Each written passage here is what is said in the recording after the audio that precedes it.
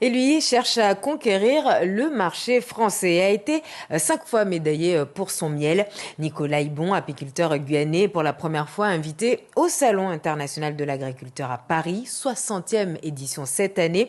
Une belle opportunité pour ce passionné d'abeilles de faire découvrir du 24 février au 3 mars prochain les différents parfums de miel issus de la biodiversité guyanaise. Jennifer Baratini, Frédéric Larzabal. Et voilà,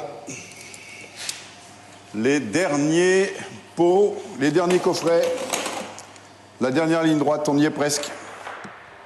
Nicolas Ibon est presque prêt. Plus de la moitié de ses produits sont déjà à Paris. 688 coffrets à 20 € pièce qu'il compte tous vendre, mais pas avant une bonne dégustation. Les deux miels qui vont faire nos dégustations au salon, ici on a un miel de forêt et de l'autre côté on a un miel de mangrove. Et on voit rien qu'à la couleur que les miels ne sont pas issus des mêmes fleurs, puisque c'est le nectar qui vient des fleurs qui va faire le miel. Et comme les fleurs dites de forêt ne sont pas les mêmes que les fleurs de mangrove, la couleur n'est pas la même, comme le goût. Depuis 2016, le miel de l'apiculteur ne cesse d'être primé. Il a 5 médailles à son actif.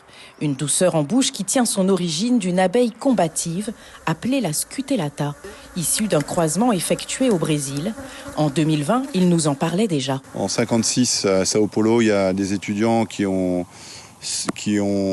sélectionné une abeille africaine et une abeille italienne. Ils les ont croisées, ils ont sélectionné leur dynamisme, mais en même temps, ils ont sélectionné leur agressivité. Et donc, ils ont créé une souche scutellata agressive qui s'est répandue partout en Amérique du Sud, Amérique centrale. Maintenant, elle est aux portes du Canada. Donc, cette abeille-là, c'est la nôtre. Le Made in Guyane, c'est la priorité de l'agriculteur. Il veut faire goûter la diversité guyanaise et le miel de savane, le miel de mangrove et de forêt porte pour l'occasion le nom des villes qui abritent ces 250 ruches. Ça va être un miel de Makuria, miel de Roura et miel de Kourou. Vous allez faire un peu découvrir la Guyane sur ce salon. C'est ça, on a une approche géographique pratiquement de nos miels qui vont certainement un petit peu rappeler des souvenirs à ceux qui ont visité, oui, tout à fait. Des souvenirs, il en a, Nicolas Ibon, lorsqu'il se remémore sa rencontre avec sa première abeille, grâce à un apiculteur, une quinzaine d'années en arrière. C'est lié à une rencontre avec Maya l'abeille. Elle était en vacances en Guyane et un jour, voilà, j'étais foudroyé. Je l'ai rencontrée dans une colonie, dans une ruche. Et depuis ce jour-là, je suis devenu amoureux des abeilles. Un amour qui le fera peut-être revenir de cette nouvelle aventure avec une médaille supplémentaire. Ces médailles-là, elles sont directement à mettre sur l'épaule, sur le poitrail de notre biodiversité. On devrait s'en servir, hein, ça devrait faire partie de nos étendards, de nos fiertés.